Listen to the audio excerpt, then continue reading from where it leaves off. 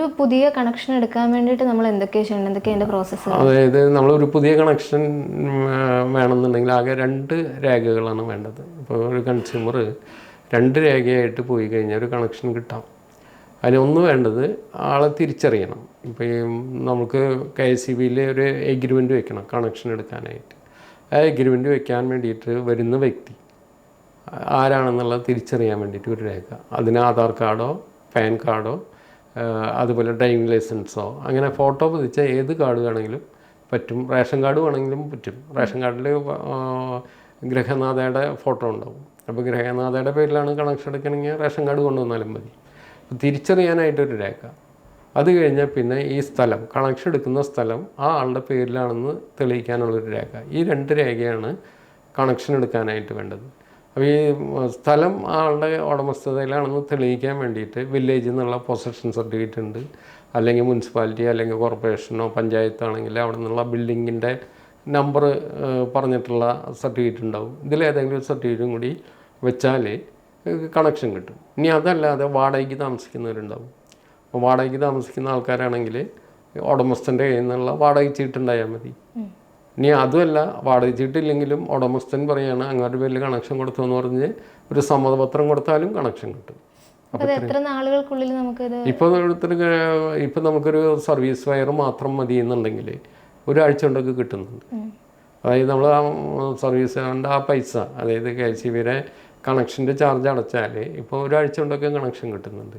ചിലത് അതേ ദിവസം തന്നെ കൊടുക്കുന്നുണ്ട്. അത് ആ ഓഫീസിൽ ചാർജുകൾ എനിക്കിപ്പോൾ ഇത്ര കൃത്യമായിട്ട് ഓർമ്മയില്ല. ഓരോ റേറ്റും എങ്ങനെയാണെന്നുള്ളത് ഓർമ്മയില്ല. അപ്പോൾ അത് ഓരോ ഓഫീസിലും മെറ്റീരിയലുള്ളതിൻ്റെ അടിസ്ഥാനത്തിലാണ് ആ സ്പീഡ് വരുന്നത്. മെറ്റീരിയൽ അവൈലബിൾ ആണെങ്കിൽ വേഗത്തിൽ കണക്ഷൻ കിട്ടും. നമുക്ക് 2-3 ഒക്കെ പോസ്റ്റുകൾ വേണമെങ്കിൽ അതായത് ഒരു ആവറേജ് പറഞ്ഞാൽ ഒരു കണക്ഷന് 3000 രൂപ ഒരു ആവറേജ് ഇതാണ് പറയുന്നത്.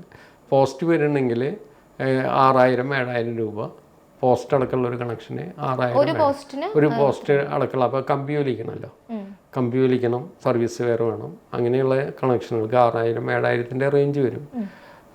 അപ്പോൾ റീസെൻ്റ് റേറ്റ് ഞാൻ നോക്കിയിട്ടില്ല. അപ്പോൾ ആ ഒരു റേഞ്ചിലാണ് കണക്ഷൻ്റെ ചാർജ് വരുന്നത്. അത് പോസ്റ്റിൻ്റെ എണ്ണം കൂടുമ്പോൾ അതിനനുസരിച്ച് പൈസ കൂടും. അതുപോലെ ചിലപ്പോൾ നമ്മളുടെ കണക്ഷൻ എടുക്കുമ്പോൾ മറ്റുള്ളവരുടെ സ്ഥലത്തേക്ക് പോകാതിരിക്കാൻ വേണ്ടി സപ്പോർട്ട് പോസ്റ്റൊക്കെ വരും. അപ്പോൾ അതിനുള്ള പൈസ വേറെ വരും. അപ്പോൾ അഡീഷണൽ ആയിട്ട് എന്ത് വന്നാലും അതിനെല്ലാം പൈസ വരും. ആ ഒരു രീതി. ഇപ്പം നമ്മളൊരു താൽക്കാലിക ആയിട്ടുള്ള ഒരു ഇതിന് വേണ്ടി അല്ലെങ്കിൽ ഒരു നിർമ്മാണ പ്രവർത്തനത്തിന് വേണ്ടിയാണ് അങ്ങനെ കൺസ്ട്രക്ഷന് വേണ്ടിയിട്ട് കണക്ഷൻ കൊടുക്കും. അപ്പോൾ കൺസ്ട്രക്ഷന് വേണ്ടി കണക്ഷൻ കൊടുക്കാനായിട്ട് ആ സ്ഥലത്തിൻ്റെ നേരത്തെ പറഞ്ഞ പോലെ ആ സ്ഥലം ഇന്ന ആളുടെയാണെന്നുള്ള ഒരു രേഖ.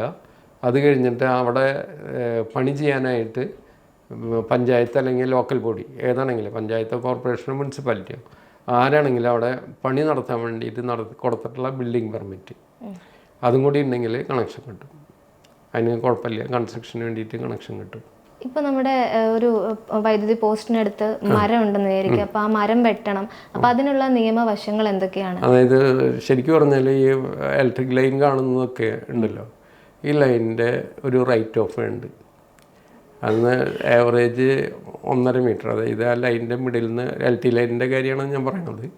മിഡിൽ നിന്ന് ഒരു 1.5 മീറ്റർ വീതിയിൽ ഫുൾ സ്ഥലം KSEBയുടെ റൈറ്റ് ഓഫ് വേ ആണ്. അതിൽ മരങ്ങൾ വയ്ക്കാനൊന്നും പാടില്ല എന്നാണ് നിയമത്തിൽ അതൊന്നും പാടില്ല എന്നുള്ളതാണ്. പക്ഷേ ആരെയും പറഞ്ഞിട്ട് കാര്യമില്ല. നമ്മുടെ അവിടെ സ്ഥലങ്ങൾ കുറവായതുകൊണ്ട് ആരും ഈ ലൈൻ നോക്കിയിട്ടൊന്നും മരം വയ്ക്കാൻ പോകുന്നില്ല. അത് അടുത്ത് ലൈൻ വരും. അപ്പോൾ ആ ലൈൻ വരുമ്പോൾ അതിൽ സൂക്ഷിക്കേണ്ട ഒരു കാര്യം, മരം വലുതായി ലൈനിൽ മുട്ടിയ അപകടമായി. അപ്പോൾ അതും വെട്ടണമെന്നുണ്ടെങ്കിൽ അതത് ഓഫീസിൽ ഒരു അപേക്ഷ കൊടുക്കുക. അല്ലെങ്കിൽ സാധാരണ വിളിച്ച് പറയലുള്ളൂ, വിളിച്ച് പറഞ്ഞിട്ട് ലൈൻ ഓഫ് ചെയ്തിട്ട് വേണം അത് വെട്ടാനായിട്ട്. ഓഫ് ചെയ്തിട്ട് വെട്ടാൻ വേണ്ടിയിട്ട് നമ്മൾ അത് ശ്രമിക്കണം. അല്ലാതെ വെട്ടാനായിട്ട് ഒരിക്കലും ശ്രമിക്കരുത്.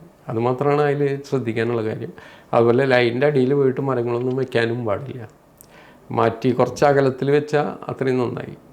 ഇപ്പം ഒരു മരം ഓൾറെഡി ഉള്ള ഒരു സ്ഥലത്താണ്. ഇപ്പം എൻ്റെ വീടിനടുത്തൊരു മരമുണ്ട്. അപ്പോൾ ആ മരം മുറിക്കാതെ തന്നെ എനിക്ക് അവിടേക്ക് പോസ്റ്റ് വലിക്കണം. എന്നാൽ വേറെ സ്ഥലങ്ങളില്ല തന്നെ, അതായത് ഇടുങ്ങിയ സ്ഥലമാണെന്നുണ്ടെങ്കിൽ ആ മരം തീർച്ചയായിട്ടും വെട്ടി മാറ്റിയതിന് ശേഷം മാത്രമേ നമുക്ക് ഈ പോസ്റ്റ് ഇടാൻ പറ്റുള്ളൂ. അത്രേ പറ്റുള്ളൂ.